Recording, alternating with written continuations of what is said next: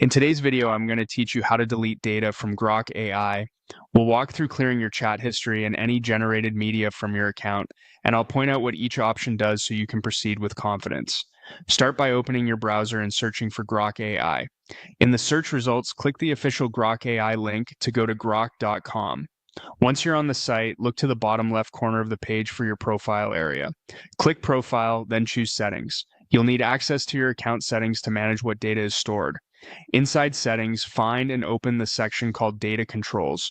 This is where Grok groups the tools for managing your personal content. We'll begin with your chat history. Click Delete All Conversations.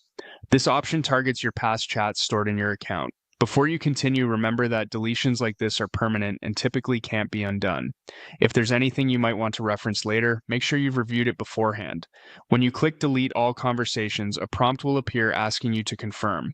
Click Delete to begin, and when you see the Are You Sure confirmation, confirm again to proceed. These two confirmations help prevent accidental removal, so take a second to verify you're clearing the correct data. After confirming, your conversation list will be wiped from your account's history view. Next, let's remove generated media. Still in Data Controls, click Delete All Imagined Media. This covers items created with Grok's Imagine features, such as images or other media tied to your account. Just like before, this action is irreversible once confirmed, so make sure you no longer need any of those assets. Click Delete to initiate the removal, and when the Are You Sure prompt appears, confirm the action to finish. Depending on how much media you've created, it may take a moment for everything to disappear from your library.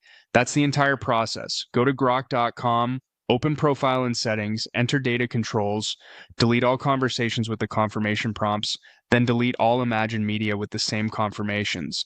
After both are complete, your account's chat history and media items should be cleared.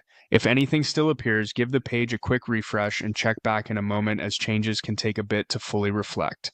Thanks for watching. If you found this helpful, follow along for more quick, privacy-focused how-tos.